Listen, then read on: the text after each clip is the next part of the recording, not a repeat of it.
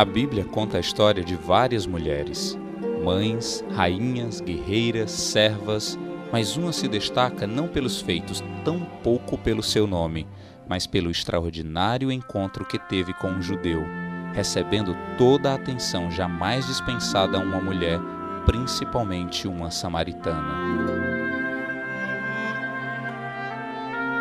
Tudo o que sabemos sobre a mulher samaritana está no Evangelho de João, capítulo 4.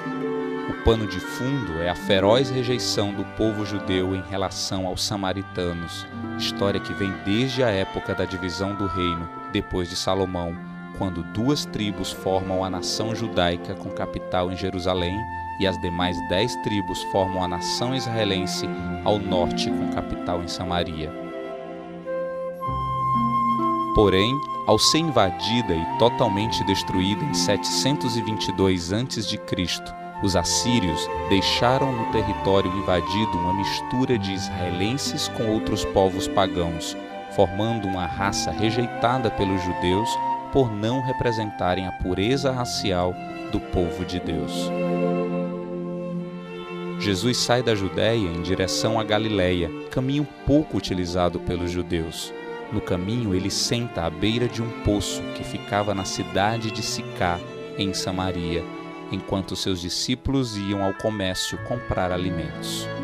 Dele aproxima-se a mulher sem nome, sem relacionamento familiar e frequentadora do poço de Jacó num horário estranho, pico do sol ao meio-dia.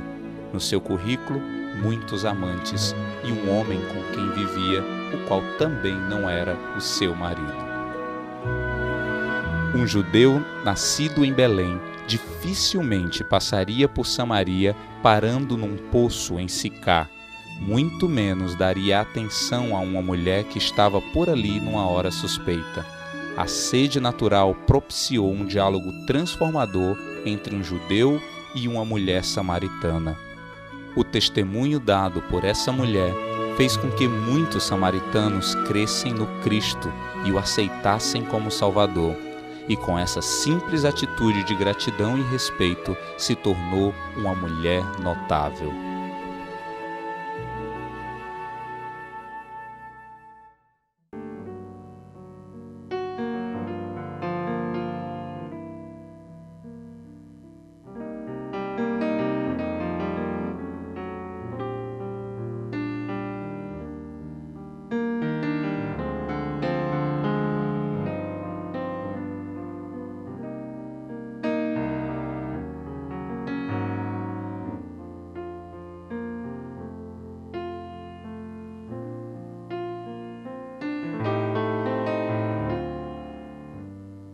Eis-me aqui outra vez, neste só descaldar, volto ao poço pra água buscar.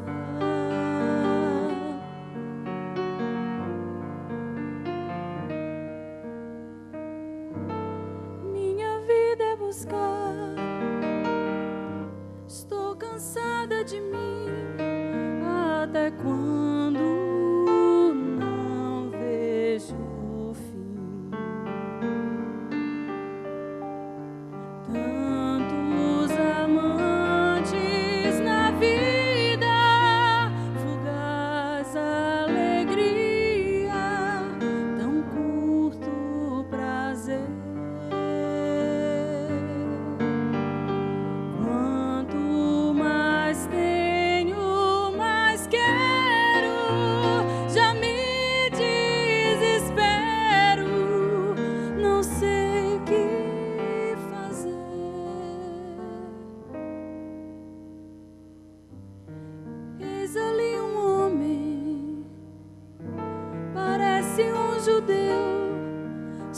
sozinho, cansado de andar.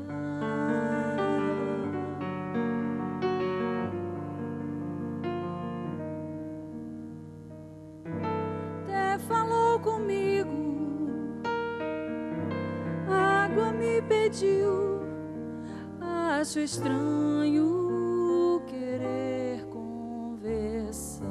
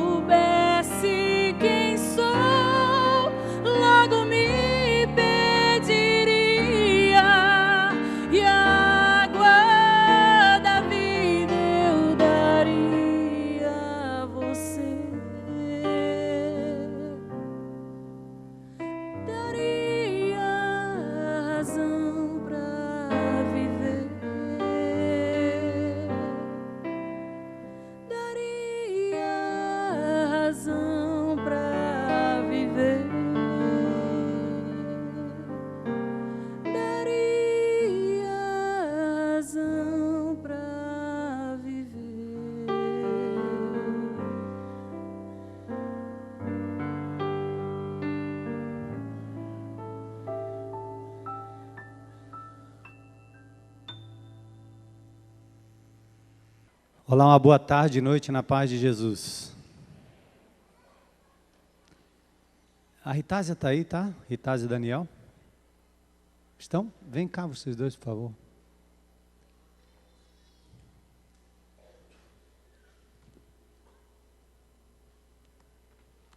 Isso não estava no script, como também não estava no script a minha virose, né? Então hoje vocês vão ver um pastor rouco. Se a voz terminar pelo meio do caminho, o pastor José Edson pregou o mesmo texto de manhã, vai subir e me socorrer, tá bom?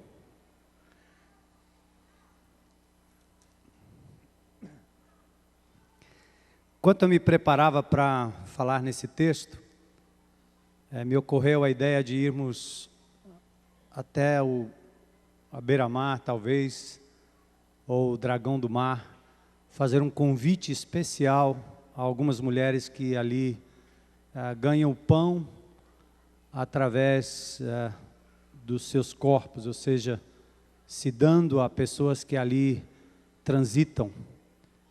E eu me lembrei muito da história de algumas meninas e alguns rapazes aqui desta comunidade. Foi interessante porque na mesma hora eu fiz contato com a Ritásia e falei para ela do meu sonho, meu desejo. E ela disse, olha, estamos pensando a mesma coisa e nós já estamos indo, né? Estava tudo certo, né? Então me fala um pouquinho de como foi, Ritásia, a experiência lá, abordando as meninas e convidando-as, você e o Daniel. Graça e paz à igreja, continuo sendo a Ritásia. E o desafio que a gente ficou na semana orando, né? E eu sou fruto da graça de Deus. E me identifico muito com as meninas lá na beira-mar, porque eu sou uma ex-garota de programa em restauração. E para a glória de Deus, eu sou mulher de um homem só. E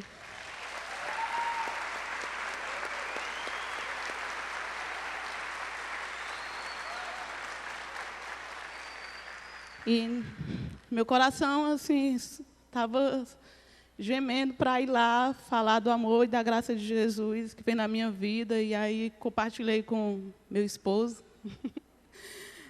E ele automaticamente disse, é isso mesmo, assim, se for uma vida, a gente vai lá e vamos pagar o preço. Nós acordamos todos os dias, 5 horas da manhã. E nessa semana não foi diferente, enfrentamos muitas batalhas espirituais, né? Alguns irmãos que iam com a gente também passou por isso. Mas o nome de Jesus foi proclamado, e na sexta-feira estivemos lá, teve algumas garotas que disseram, nós vamos. Teve outras que disseram, eu não sei, né? Assim, ficaram na dúvida, mas a gente cremos que a semente foi plantada e em algum momento vai ser germinada. E ontem estivemos lá, teve mais alguns casais da nossa igreja com a gente. E foi, assim, puxado, mas o Senhor foi exaltado lá. Hoje nós estivemos lá, às 16 horas, como foi combinado, para elas virem conosco. Foi alugado um carro, fretado um carro, e, infelizmente, nenhuma delas estiveram presente, mas o Senhor esteve presente lá, através de 2 discípulos, aguardando a presença delas. E nós não vamos desistir, né? A gente foi esse final de semana e continuaremos. Obrigada. Só, amém, amém. E o Daniel é um ex-adicto também de drogas e tem uma empresa de reciclagem que no passado distribuía drogas para esses catadores de lixo. E hoje o Daniel tem, junto com a Ritásia, esse casal, sido usados por Deus, os dois, como pessoas para resgatar esses meninos.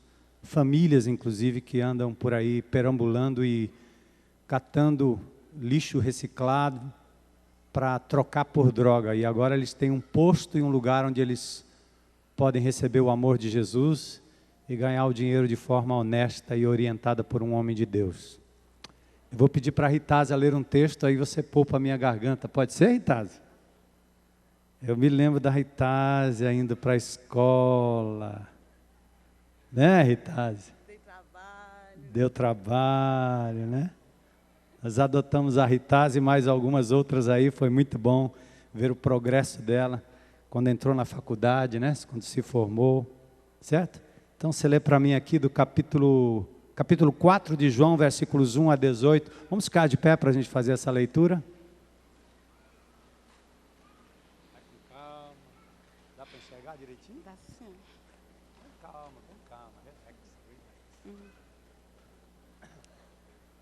Amém.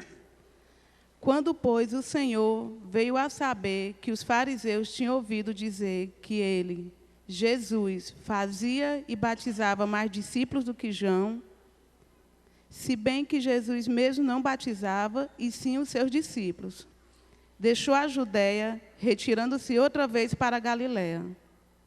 E era-lhe necessário atravessar a província de Samaria. Chegou, pois, a uma cidade samaritana chamada Sicá, perto das terras que Jacó dera a seu filho José. Estava ali a fonte de Jacó. Cansado da viagem, assentaram-se Jesus junto à fonte, por volta da hora sexta. Nisso, veio uma mulher samaritana tirar água. Disse-lhe Jesus: dai-me de beber, pois seus discípulos tinham ido à cidade para comprar alimentos. Então lhe disse a mulher samaritana: como sendo tu judeus, pede de beber a mim, que sou mulher samaritana?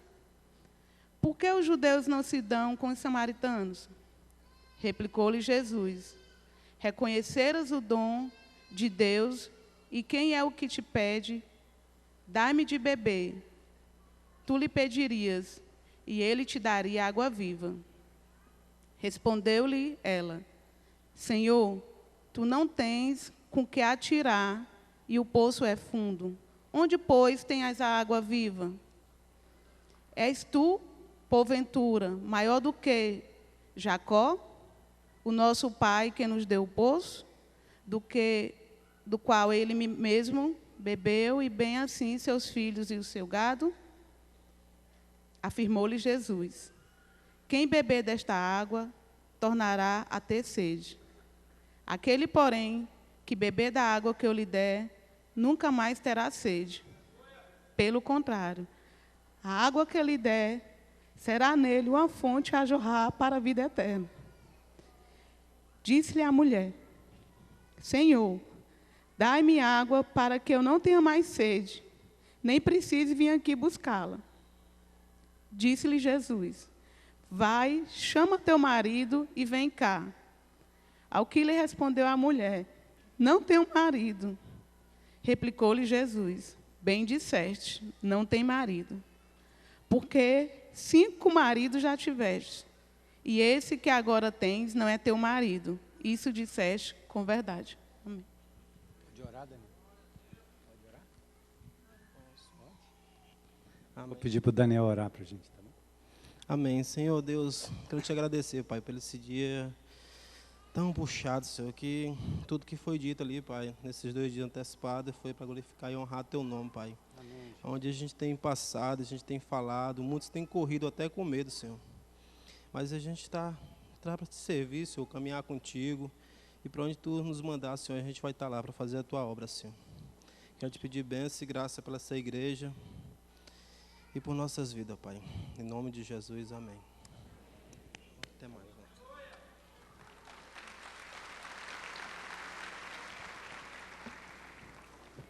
Podem sentar.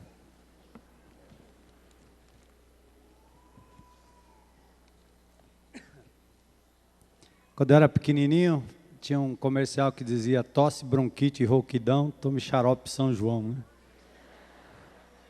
Como não tem, eu tive que correr para o Dr. Hélio e pedir para ele me socorrer, para ver se eu podia pelo menos balbuciar alguma coisa aqui na frente, tá bom? Então, se eu tossir, se eu parar, hoje vocês vão ter misericórdia comigo e minha garganta aqui.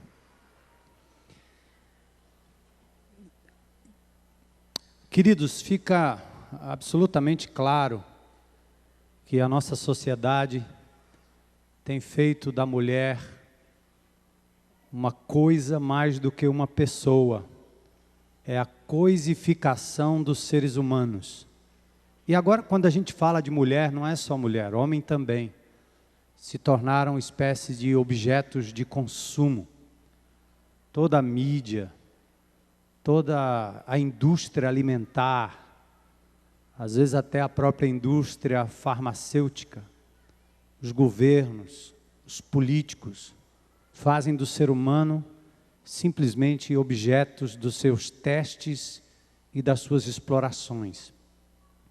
Quando chega na área da sensualidade, a sociedade tem colocado para as mulheres modelos absurdos, que vão muito além daquilo que seria a realidade de cada pessoa. Muitas mulheres são atacadas pelo modelo que é mostrado a cada dia na mídia, nos outdoors, como foi dito aqui. E aí as mulheres vão criando modelos perfeitos, sexys, como as carnavalistas da Globo, mulheres talvez de ponta, inteligente, como a Dilma, como Marta Suplicy e outras. Enfim, Gisele, Ana Hickman e tantas outras acabam sendo os grandes modelos, fazendo com que a mulher deixe de olhar para si mesma como uma criatura de Deus, singular, especial, feita de uma forma especial, e que Deus tem um propósito e um plano especial para cada uma. É isso que a sociedade faz, trazer modelos absurdos que façam com que as mulheres percam seu referencial diante do Criador. E na busca de imitar esses modelos, na verdade não nos damos conta de que essas mulheres que se apresentam na mídia também têm suas lutas pessoais, suas imperfeições, e vivem numa sociedade também que as corrompe e as usa até a última gota. Muitas artistas já saíram de cena. Engraçado que eu escrevendo essa mensagem um tempo atrás, falava de uma determinada mulher como sendo a apresentadora do Fantástico. Já era, agora é uma nova. Essa aqui não demora muito, também já era, já será. Porque a mídia tem sempre que trocar alguém que vai ficando mais velho, mais enferrujado, ou mais enferrujada por alguém mais novo. O feminismo, também despertado no começo do século passado, tentou lutar contra a coisificação da mulher, principalmente no mercado de trabalho, mas acabou fracassando. Hoje as mulheres são realizadas profissionalmente, em parte, mas isso a um custo muito alto da sua própria saúde, da sua própria vida e principalmente do seu próprio lar. Lutou-se contra a discriminação no trabalho, mas inúmeras mulheres ainda são pagas de uma forma exploradora e elas não obtêm o que mereciam. Muitas são escravas ainda em várias áreas do trabalho. Lutou-se contra o machismo escravizante, que até um tempo atrás levou o nome de machismo cristão, né? Porque os homens nordestinos e brasileiros massacraram tanto as mulheres no passado, que hoje, quando se fala em submissão bíblica, é como se rejeitasse o próprio Senhor, o próprio Deus e o próprio modelo de família. O feminismo lutou contra tudo isso, mas quais foram os resultados? A mulher continua presa a modelos irreais que não trazem real felicidade para a vida de cada uma delas. A mulher ainda está presa a uma rotina, castigada pela indiferença. Ela tem que ser outra pessoa para chamar atenção. Ela tem que tirar a roupa para se sentir valorizada. Hoje, por conta até da minha virose, 2 horas da manhã até às 5 da manhã, eu pude ver lá no meu apartamento, num posto de gasolina, meninas, adolescentes, bebendo, caindo no chão, se drogando, ao som de músicas que bestializam, animalizam o ser humano. Eu tive a coragem de ir até pertinho do posto para ver, Eu tive que pedir para Jesus me segurar, o velho Armando ficar crucificado, porque você liga para o 190 e é a mesma coisa que nada, não aconteceu absolutamente nada. E quando eu cheguei perto, me partiu o coração. Eu fiquei com um misto de indignação no coração e ao mesmo tempo pensando, quantos pais estão achando que essas adolescentes estão na casa de amigas, e na verdade elas estão aí nas esquinas, com esses indivíduos, que só sabem usá-las em troca de bebida, cerveja, uísque e droga. E não eram meninas da favela não, são meninas da alta sociedade, talvez por isso a polícia não chegue perto, porque é possível que tenha lá um filho de um coronel, um delegado, quem sabe, filha de um político, ou filho de um político, e a própria polícia não tem como fazer, porque se prende agora, solta depois, se manda parar o som, quando a polícia sai, o som volta, infernizando a vida de milhares de pessoas ali ao redor. A mulher está presa às fontes rasas e momentâneas de prazer, tudo por um momento de prazer. Prazer que eu distingo de duas formas, ou eu classifico de duas formas. Primeiro, prazer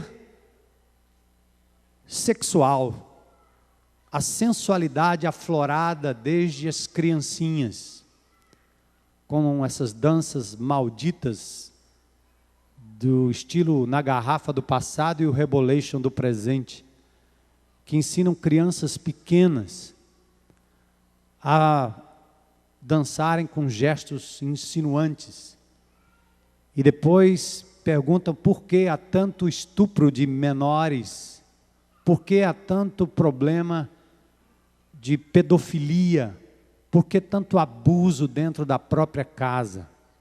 Porque de novo nós estamos transformando a mulher num objeto de desejo sexual e nada mais. Um é o prazer sexual, sensual. O outro prazer é o mais profundo. É o desejo de ser valorizada. Só isso.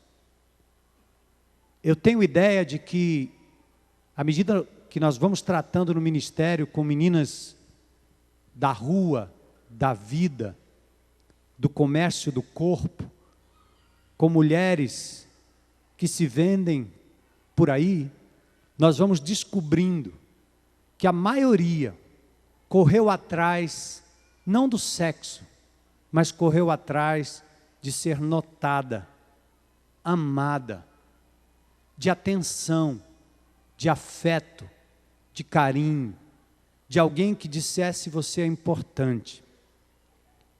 Quando a sociedade mata o modelo da família, a sociedade mata o modelo do pai que é capaz de olhar para sua filha de 5 anos de idade, vestindo o vestido da mãe, colocando sapatos de saltos altos e desfilando pela sala, e o pai pode parar, olhar para aquela menina e dizer, linda, você está linda. Eu tive a oportunidade de fazer isso com minhas 2 filhas e agora faço com as minhas netas. 1 ano e meio de idade. Ela já põe e procura uma roupa da avó e os sapatos da avó para colocar, quando não coloca, da bisavó. E vai desfilando pela casa. E eu tenho que parar o que eu estou fazendo, descer, olhar nos olhos e dizer, você é linda. Você está bonita. Mas quando a sociedade mata o modelo de família, quem diz isso para ela? É o malandro, o safado. É o indivíduo que está querendo comprar o corpo dela, está querendo usá-la. As adolescentes saem para as baladas porque não encontram em casa nem o pai e nem a mãe que as chamem de bonita, linda, preciosa. Ninguém tem tempo para ouvi-las. Os caras na madrugada também não têm, mas eles arrumam na madrugada. Eles dopam através da bebida. eles dão o dinheiro que elas precisam, dão o sentido e o valor de ser humano. É por um momento, é de forma artificial, mas acabam dando, porque a sociedade matou o modelo da família. As mães estão no trabalho, os pais estão no trabalho, no futebol, na roda de samba e etc. E os filhos entregues em casa a quem toma conta por dinheiro ou por obrigação. Olha o que a nossa sociedade fez e nós estamos só colhendo. A Igreja de Jesus tem a oportunidade de reverter esse quadro e fazer da comunidade um lugar de aceitação, de recebermos as pessoas e dizermos a ela que de verdade elas são importantes, porque são pessoas, não objetos de uso pessoal. A mulher está presa às fontes rasas. Ela está como esteve a mulher samaritana do nosso texto. Os seus modelos, o modelo da samaritana era o modelo da mulher que mais arrecadava. A sua rotina era estar no mesmo lugar, ao poço, fazendo a mesma coisa todos os dias. Sua única esperança era prazer na noite e, quem sabe, água para saciar a sede no poço de Jacó. Nenhum progresso. Prostitutas, mediadores de corpos, nenhum progresso, nenhuma real felicidade, nenhuma novidade. Todo dia o mesmo lugar, todo dia o mesmo perigo, todo dia o mesmo trocado, todo dia o mesmo preservativo sendo usado constantemente para não ficar grávida. Todo dia, mesma coisa. A mesma sede, a mesma água, o mesmo poço, a mesma discriminação. Nenhum prazer duradouro. Até que essa mulher um dia teve um encontro pessoal com Jesus. O contexto do livro de João acontece assim. No capítulo 3, nós temos um diálogo de mestres. Jesus fala com Nicodemos. No capítulo 4, nós temos um diálogo de opostos. Um homem e uma mulher. Um judeu e uma samaritana. Entre os dois, só havia algo em comum: o lugar, a sede e a busca da saciedade. Algo comum aos seres humanos. Jesus estava lá, na hora certa, na hora exata, acessível, cheio de compaixão, cheio de misericórdia, para a busca comum de água, mas capaz também de oferecer algo muito mais profundo para aquela mulher. Jesus mostra a diferença entre a fonte temporária e a fonte eterna. Vamos examinar o diálogo. João capítulo 4, verso 1, a ocasião do encontro. Igreja, deixe-me fazer um paralelo. Se eu não conseguir chegar até o final, vocês vão saber qual o paralelo que eu estou fazendo. A abordagem de Jesus para com essa mulher é a abordagem que o corpo de Cristo deve ter hoje em relação às pessoas que estão sendo usadas na sociedade. Fechar os olhos, criticar sem amar, não abrir a sua casa, a sua vida, o seu grupo pequeno para a inserção de pessoas que estão à beira do poço, não é ser corpo de Cristo, é ser egoísta, é querer salvação para si próprio, é não ter compaixão, é não ser o corpo de Cristo aqui na terra. Eu acho que à medida que eu vou ficando mais velho, eu vou ficando mais cansado de crentes que ainda insistem em se fechar para aquilo que é a prioridade da nossa presença aqui na terra. O nosso Jesus, nosso Senhor e Mestre, veio buscar e salvar o que se havia perdido. Então esse texto não é mais um texto bonito sobre a coitadinha da mulher samaritana, não. É um texto que deve ser e servir de lição para nós enquanto corpo de Cristo. Ou você estende os seus braços, ou você abre a sua casa, ou você abre o seu grupo pequeno, para que pessoas possam entrar cambaleando como a samaritana, desprezadas como ela, ou nós vamos morrer de estagnação com o evangelho apodrecido de crentes que ficam cuidando uns dos outros o resto da vida. Em nome de Jesus, Igreja Batista Central de Fortaleza, nós não estamos interessados em números de pessoas, mas estamos interessados em que o maior número de pessoas sejam salvas do inferno que as esperam e do inferno que elas vivem agora. Aliás, eu sei que só sente assim quem já passou por lá. Só chora, como a Ritásia chorou aqui na frente, quem já foi garota de programa, paga pelos estrangeiros, tendo celular e notebook na mão e dinheiro muito. Só quem passou por lá sabe disso, só quem sabe o quanto estava perdido é capaz de, pela graça, alcançar aqueles que perdidos estão. A ocasião é o capítulo 4, verso 1.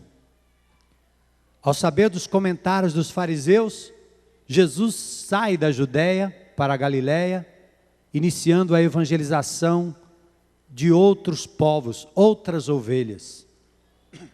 O local do encontro era a província de Samaria. Vocês já aprenderam que os judeus evitavam passar por Samaria. O próprio Jesus, certa feita, ao vir da Galiléia para a Judéia, passou por Samaria e lhe foi rejeitada a estadia ali naquele lugar, exatamente por conta da rixa, da briga entre judeus e samaritanos. Tal episódio demonstra o cuidado de Deus e o seu plano perfeito para aquela mulher. Não era uma questão de sorte, mas um desígnio maior que atingiria uma mulher para depois atingir muitos outros samaritanos. Quando o Senhor me atingiu lá na zona norte de São Paulo, Ele sabia, não foi coincidência, que Ele fez com que uma mulher de Deus, pessoas de Deus passassem ali para me convidar. Não foi coincidência. Assim não foi com a samaritana também. Aliás, você não está e nunca esteve esquecida pelo Deus que a ama como você está hoje. Onde você está? Ele preparou esse momento e esse encontro de modo especial. As circunstâncias do encontro estão no versos 5 e 6. Jesus está cansado da viagem. Ele chega a Sicar, moderna Ascar, meio caminho entre o monte Ebal e Gerizim. Ele assenta-se junto à fonte por volta da hora sexta. A hora naquela região era contada a partir das 6 da manhã. A hora sexta, portanto, era 12 horas, meio-dia, horário do sol a pino. Jesus assenta-se junto à fonte por volta da hora sexta. Nisto chega uma mulher samaritana. A hora não é mais conveniente, porque todas as mulheres de bem iam ao poço ao entardecer, da hora 9 em diante. Só uma mulher que passou a noite com os amantes e que não se identificava e não se misturava com as mulheres que tinham maridos de verdade, iria ao poço ao meio-dia. Coincidentemente, ou por providência divina, como nós chamamos, Jesus estava lá com aquela mulher. O texto não diz que ela era uma prostituta. A inferência é por conta dos estudos que a gente faz acerca da hora que ela estava ali, do costume das mulheres da época, e por fim, pela revelação de Jesus, que ela era uma mulher de muitos amantes, de muitos maridos. Jesus pede água, demonstra uma necessidade biológica daquele que se fez carne por nós. E talvez cabe aqui para você, meu irmão, um exemplo de abordagem. Muitos de nós pararíamos naquele poço e abriríamos a Bíblia no Velho Testamento e mandaríamos um sermão condenando a mulher samaritana, porque ela estava ali naquela hora, porque ela era mulher, porque ela tinha 5 maridos, porque ela tinha que aceitar Jesus naquela hora, senão ela iria para o inferno. Jesus não começou assim. A grande dificuldade que nós temos de nos aproximarmos das pessoas é que não apenas nós perdemos o senso de misericórdia e de amor para com o próximo, mas nós perdemos também até o jeito de abordar. Nós agimos como crentes, como se nós fôssemos super-homens, que não sentem, não choram, não têm medo, não adoecem, não pecam, não erram, e nós chegamos com a nossa teologia, os nossos versículos bíblicos, o nosso Novo e Velho Testamento memorizado, e logo trancamos o coração da pessoa que nos ouve. Olha o que Jesus fez. Ele era o Senhor dos senhores, o Criador. Ele chega perto da mulher e fala de coisa comum: água. Água. Jesus demonstra que todos nós, independentemente da crença ou posição social, temos necessidades comuns, pontes, oportunidades de aproximação que vão para além das barreiras do preconceito. Muitos meninos e meninas da noite estão em busca do carinho e do amor perdidos na infância. Como não abrir a casa e o coração para os milhares de jovens e adolescentes e adultos perdidos? Nós precisamos encontrar a ponte, o lugar comum. Aí vem a questão racial no verso 9, para a gente adiantar. A mulher pergunta: estranho, como é que você, judeu, está aí falando comigo? Essa é uma questão importante porque os judeus odiavam os samaritanos. Tem um livro apócrifo que diz o seguinte, Eclesiásticos 50, 25 e 26. Por 2 nações minha alma sente abominação, sim, por uma terceira que não é povo, os habitantes de Seir e da Filistia, e aquela nação toda que habita em Siquém, ou seja, os samaritanos. Como você, um judeu, pode se aproximar de mim, uma samaritana? Jesus não estava preocupado com as barreiras raciais, com os preconceitos. Jesus estava preocupado em chegar perto daquela mulher e dialogar com ela. E a entrada, o início do diálogo foi a necessidade comum. Aí vem a questão crucial. Jesus disse no verso 10, se você conhecesse o dom de Deus, se você tivesse noção do presente de Deus para você. Quando eu olho para essas meninas e meninos na rua, nos bares, nas esquinas, nas casas de shows, nessa fortaleza prostituída, demonizada, eu fico pensando, se eles conhecessem a graça de Jesus, o prazer que é andar com Jesus. Se eles conhecessem, se elas conhecessem. Mas a ideia é, meus irmãos, como é que eles vão ouvir se não há quem pregue? Como é que eles vão saber se não há quem seja capaz de amar de verdade? Além de cuidar dos seus próprios interesses todo o tempo, todo o tempo, todo o tempo, todo o tempo, todo o tempo. Tendo Jesus falado de água, ele pede água e fala de água viva. Aliás, Jesus, no versículo 7 a 13, ele aborda a mulher, dizendo: dá-me água de beber, dá-me de beber, pega a água e sirva-me. Quem tira a água do poço traz consigo um balde, uma corda, está sempre pronta para servir um transeunte qualquer. Jesus pede desta água, de novo demonstrando a necessidade biológica.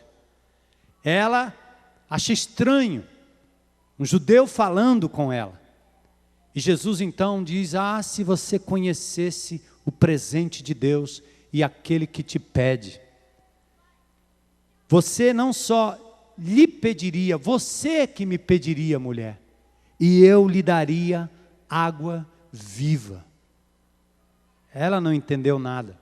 Como um ser humano normal, não vai entender essas palavras que normalmente saltam da Bíblia, da palavra de Deus, do Velho Testamento. Jesus usou, primeiro pede de beber água normal. E quando ela coloca a questão racial, Jesus fala de uma água espiritual. Ela fica intrigada. Interessante. Ela diz, do tipo assim: cadê o balde? Cadê o teu poço? Porque Jesus disse: se você me conhecesse, conhecesse o dom de Deus, você me pediria e eu lhe daria água viva. E ela está dizendo agora: cadê o teu balde? E onde é esse tal poço que tem água viva? Aí ela vai tratar da questão da tradição, né? És tu porventura maior que Jacó, nosso pai, que nos deu o poço, do qual ele mesmo bebeu, e bem assim seus filhos e gado? A samaritana era uma mulher presa pela tradição.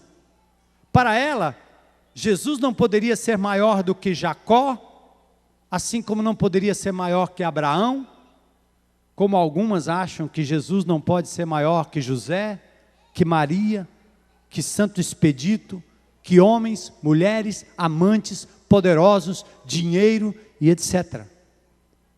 Aí Jesus volta a conversar com a mulher.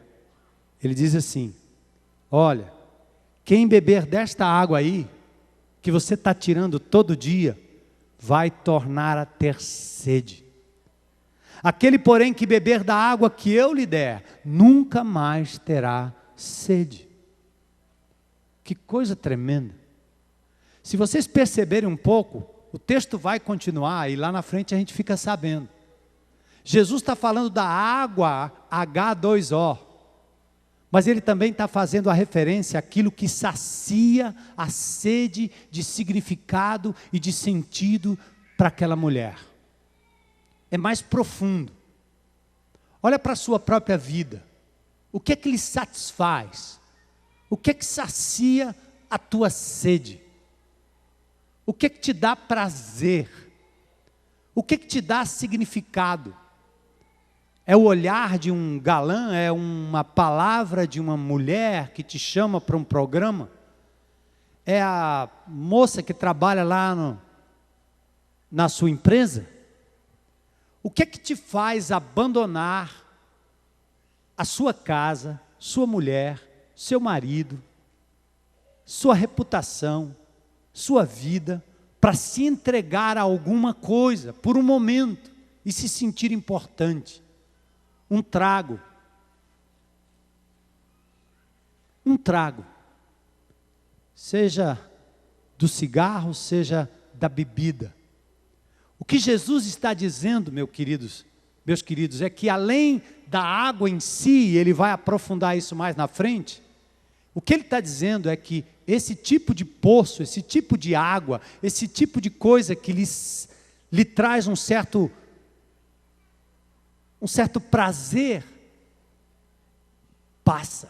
Você vai precisar de mais, e mais, e mais, e mais, e sempre mais, até que se torna um vício, porque você não vai conseguir mais viver sem aquilo e buscar naquela fonte diariamente, toda hora, a água que não satisfaz a tua sede para sempre.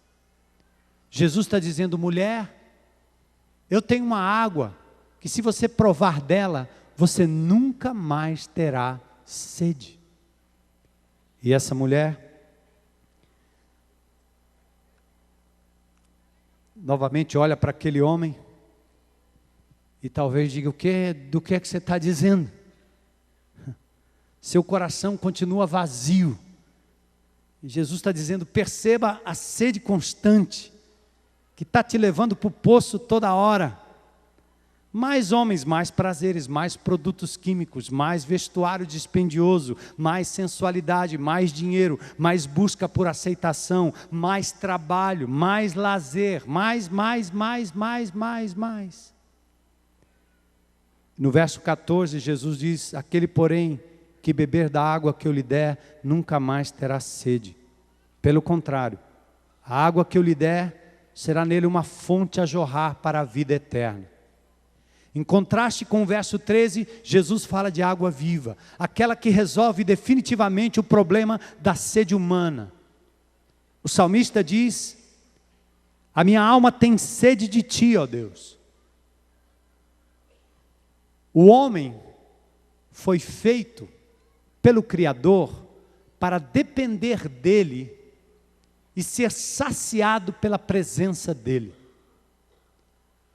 O ser humano foi feito para ter prazer em Deus e por Deus, naquilo que Deus é em primeira instância e naquilo que Deus dá. O ser humano foi feito para viver desta forma.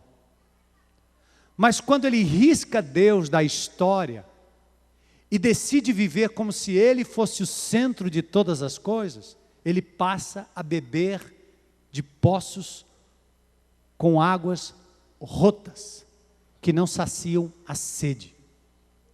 Aí o homem tira Deus do centro da sua vida e começa a colocar alguma coisa, ou alguma pessoa, ou algumas pessoas, ou alguma atividade, ou uma busca profissional, coisa assim, vai assumindo lugar, e nós não nos damos conta, logo estamos indo ao poço das cisternas rotas, com águas que não saciam a sede.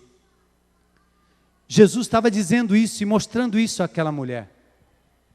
Este jorrar quer dizer saltitar, sair de dentro, jorrar para fora. É uma alegria, um prazer que vem para dentro, satisfaz a minha alma e é capaz de transbordar para a vida de outras pessoas. Essa água é definida na Bíblia em algumas passagens.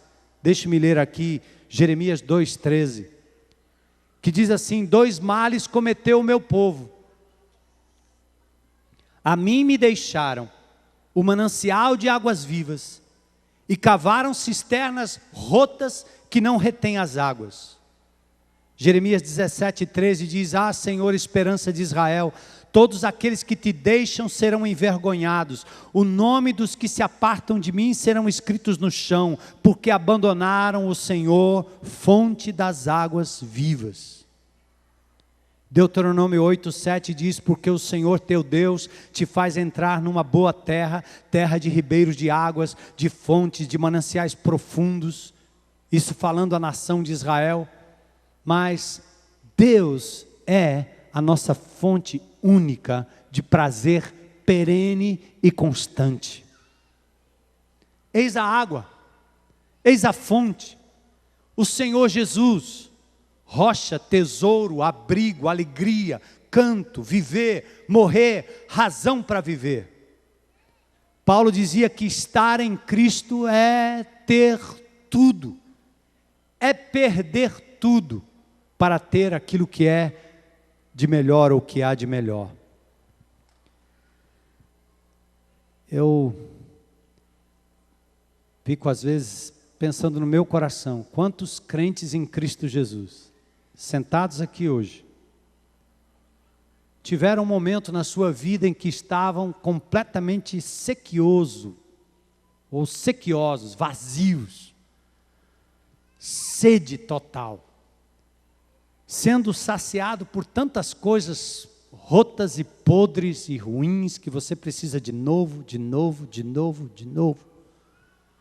Se você vai para a internet, para um site pornográfico, daqui a pouco tem que ter um pior que aquele, depois tem que ter um pior do que aquele, depois tem que ter outro pior ainda. Os casais hoje não conseguem mais ter uma relação íntima normal, porque o que é anormal, cada dia entra na relação como aquilo que vai saciar o desejo maluco, bestial, de se tentar obter prazer pelas águas de cisternas rotas. O indivíduo que começa com um cigarro, passa para a maconha, da maconha para a cocaína, da cocaína para o crack, e aí, fim de linha. O indivíduo começa com uma noite, depois ele precisa de outra noite, depois ele precisa de outra noite, ele precisa de outra noite, ele precisa de outra noite, e o país inventando festas para enebriar a consciência das pessoas, para nos tornar ébrios, bêbados pelo prazer, como acontece aqui na nossa cidade. A esculhambação que tem na música começa com uma pequena palavra e depois vai para outra, e vai para outra, e vai para outra, e vai para outra, e vai para outra, e vai para outra, e não cessa e não para. O som começa numa altura, depois ele fica mais alto, mais alto, mais alto, mais alto, mais alto, mais alto. Você logo tem admiração por um time, daqui a pouco você tem admiração, daqui a pouco você tem afeição, daqui a pouco você está virando um fanático, daqui a pouco você está se entregando tanto que você perde a sua identidade.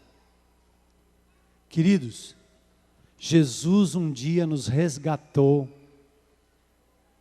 dessa maldita sede constante por prazer, por satisfação.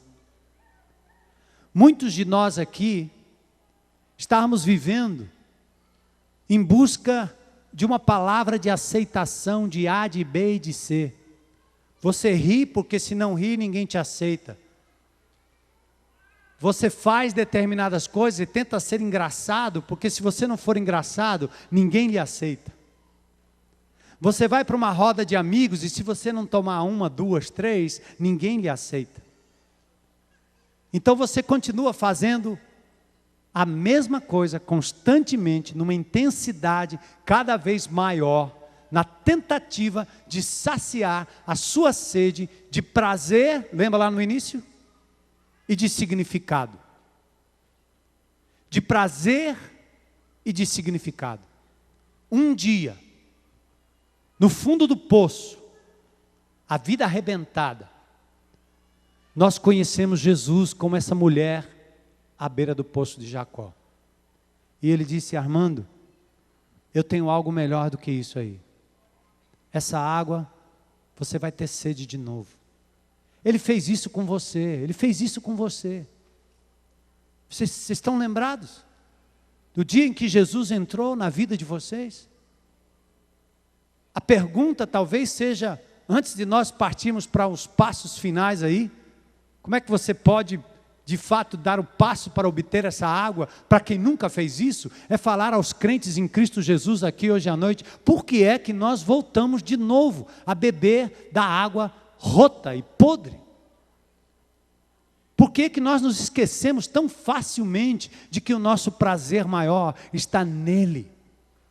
E quando nós buscamos o prazer nele, ele acrescenta as demais coisas. Jesus não quer que eu seja uma pessoa sem vida, sem alegria. Mas Jesus dá uma alegria que não depende da química. Jesus dá uma disposição que não depende da química. Jesus dá uma relação de pertencer, uma relação que é construída dentro do casamento, dentro da família. Jesus faz com que a gente pertença a uma comunidade onde nós somos vistos como pessoas, nos relacionamos e não somos contados como números, simplesmente números. Jesus fez isso na nossa vida. Nós temos que deixar de lado essas coisas que estão assumindo o lugar de Cristo na nossa vida, para a gente voltar a ter o prazer do primeiro amor. Eu estou ouvindo crentes dizendo: cara, não dá mais, meu casamento não dá mais, minha vida não dá mais, isso aqui não dá mais. Por que está acontecendo isso? Porque nós tivemos um encontro com Jesus lá no poço de Jacó, Ele ofereceu água viva, nós recebemos a água e ao invés de deixar passar por nós para jorrar para sempre e dependermos dEle, nós voltamos ao velho poço de novo. Para buscar prazer em quê? Para quê? Para passar o resto da sua vida triste, jogado, como aquela mulher. Jesus disse: vai lá, chama o teu marido. Eu não tenho marido. Você falou bem.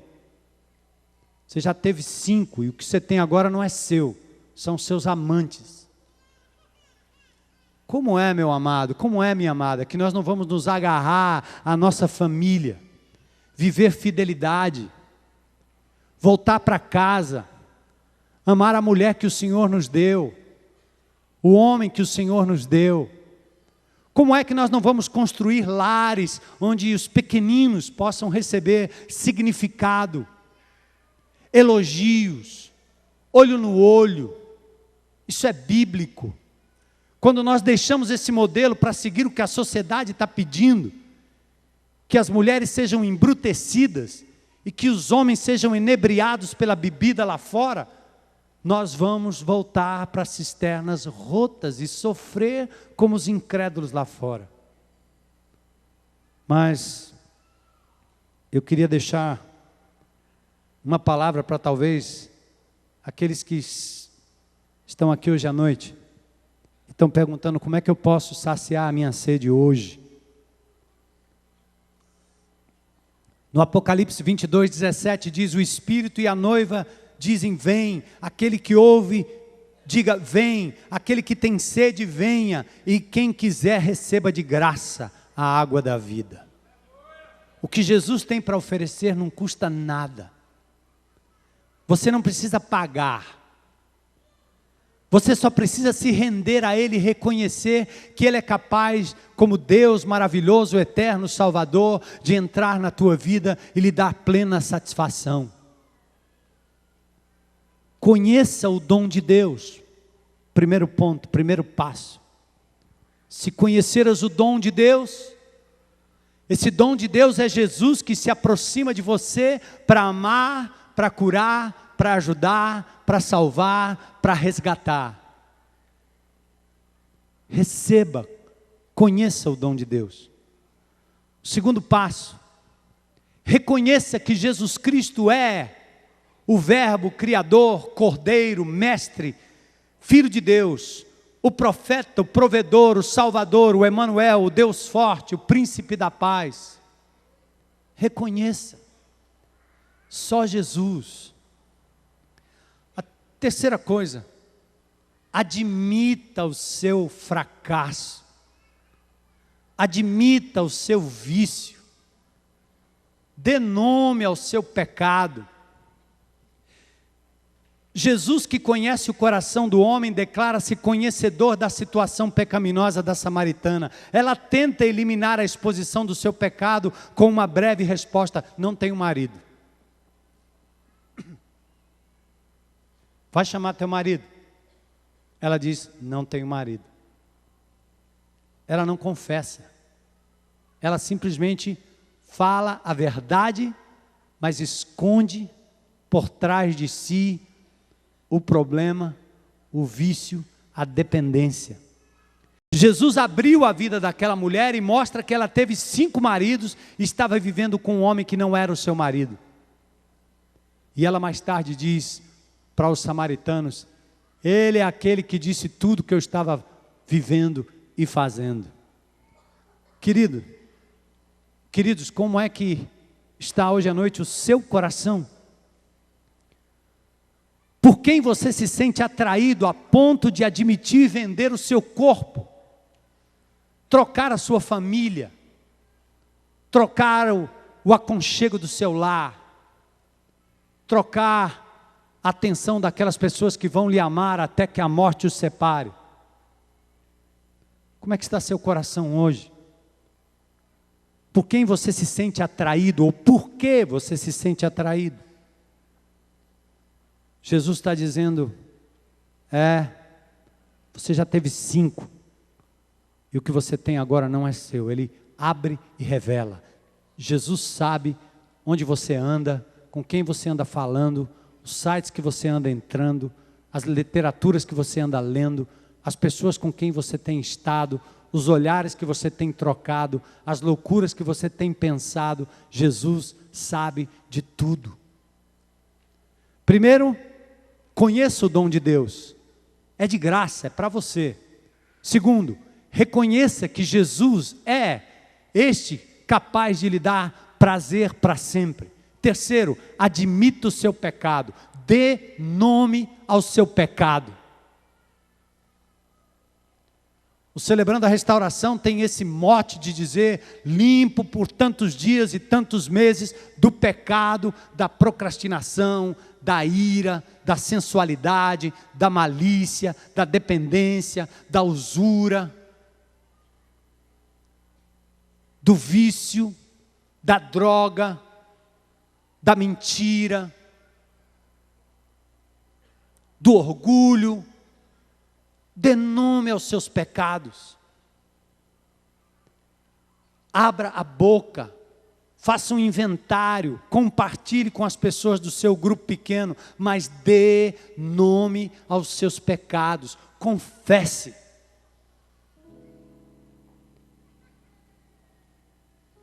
Quarto passo. No verso 28, essa mulher, depois de ter esse encontro com Jesus, ela deixa o cântaro e vai à cidade. Eu não quero alegorizar esse texto aqui, porque o texto não diz muito mais do que isso. Mas eu tenho a impressão que a mulher finalmente decidiu de uma forma real, viva, concreta, deixar o cântaro para lá. Aquele instrumento que ela usava todos os dias, para vir buscar água, saciar a sua sede e depois voltar para os seus amantes. Quem sabe até dando água para alguns deles. E de repente, essa mulher, tocada por Jesus, deixa o cântaro e vai embora. Agora ela tem uma nova mensagem. Agora a água viva está jorrando dela. Ela volta para Samaria, provavelmente aos seus antigos amantes, e diz para eles: venham, vocês precisam conhecer um homem que tem revelado tudo o que eu tenho feito, tudo o que eu tenho passado. O texto diz que aqueles homens vieram a Jesus por causa do testemunho dela. E depois os samaritanos creram, não só pelo testemunho dela, mas também por aquilo que Jesus mesmo proclamava a eles. Deixar o cântaro é um gesto importante, porque às vezes eu confesso o meu pecado da pornografia, mas não quebro o meu computador, né?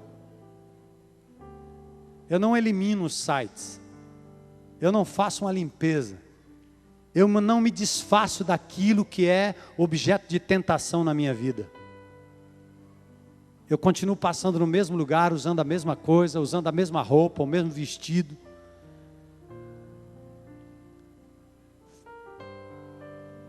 Tomando o mesmo gole. Hoje à noite, você pode deixar o cântaro, como aquela mulher. Depois do encontro com Jesus, nós temos que abandonar o cântaro. Aquilo que representa busca de prazer e o que representa busca de significado. Joga fora. Quebra. E depois disso, vem para Jesus. A Bíblia diz que no amor não existe medo. O perfeito amor lança fora o medo. Seja livre para amar com o amor de Jesus. Liberte-se dos modelos irreais de felicidade. A igreja de Jesus está andando na contramão da sociedade pós-moderna. Nós vamos parecer uns bichos mais esquisitos do planeta Terra em pouco tempo. Porque nós olhamos para as pessoas como Jesus olhou, porque nós queremos amar as pessoas como Jesus amou, Porque nós queremos dar importância ao que Jesus dá importância? Porque nós queremos valorizar o corpo como templo do Espírito? Porque nós queremos nos manter castos, virgens para Jesus? Ao invés de ficar distribuindo e usando as camisinhas dadas pelo governo contra doenças sexualmente transmissíveis, nós vamos continuar dizendo que somos fiéis à esposa, ao esposo. Vamos continuar dizendo que os filhos devem obedecer os seus pais, que os pais devem amar os seus filhos, que trabalho não é mais importante que família, que ministério e igreja não é mais importante que família. Nós vamos continuar dizendo isso. E que Jesus é o nosso pão, a nossa água. É aquele que traz sentido para aquilo que nós somos.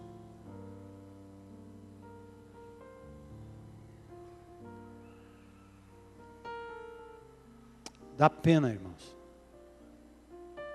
ver o que está acontecendo com a nossa sociedade. E dá pena ver o que o diabo está fazendo com os filhos de Deus para neutralizar a igreja e não deixar que ela resgate as samaritanas da vida. Vamos orar?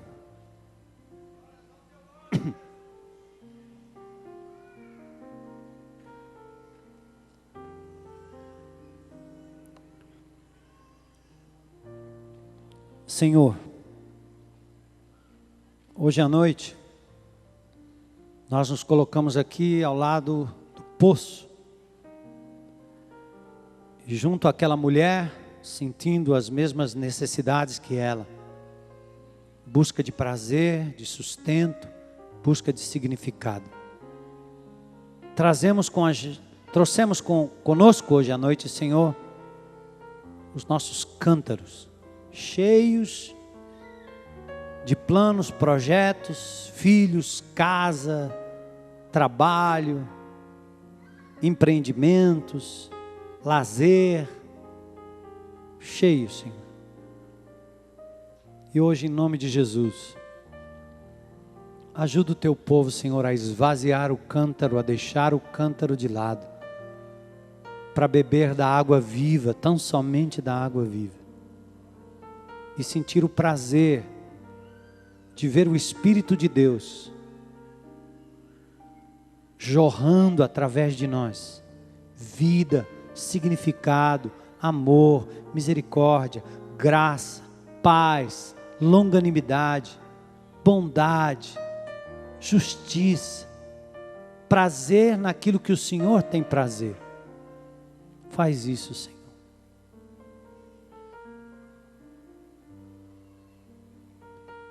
Eu quero desafiar qualquer irmão aqui hoje à noite, que entenda que tem um cântaro para ser deixado. Eu não sei o que é, mas é algo que nesses últimos dias tem sido a sua fonte maior de prazer, a ponto de você notar que está muito mais prazeroso do que andar com Cristo. Está tomando espaço, está tomando a sua cabeça, seu coração, a sua mente. Mas hoje à noite você quer deixar no altar do Senhor, dizer: Senhor, está aqui meu cântaro, eu não quero mais. Eu vou convidar você, irmão, em Cristo Jesus, fique de pé onde você estiver.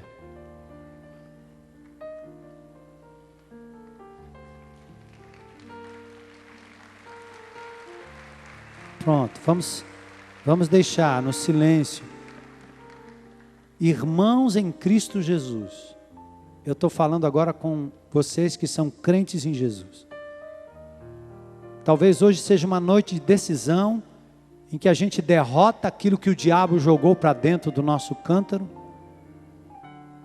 A gente despeja aquilo que o diabo colocou e dá lugar para que Jesus nos encha do seu Espírito.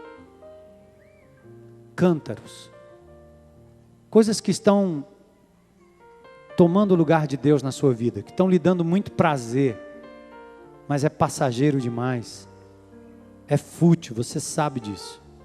Pode ser uma pessoa, pode ser um objeto, pode ser uma conquista, pode ser uma busca, pode ser algo aí que você está colocando no seu coração e que você está percebendo que isso não é o que Deus quer para você agora. Fica de pé e diga: Senhor, eu largo o meu cântaro aqui em nome de Jesus. Eu largo aqui em nome de Jesus.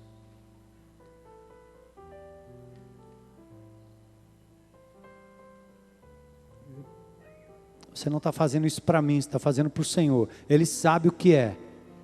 Dê nome. Nomeie.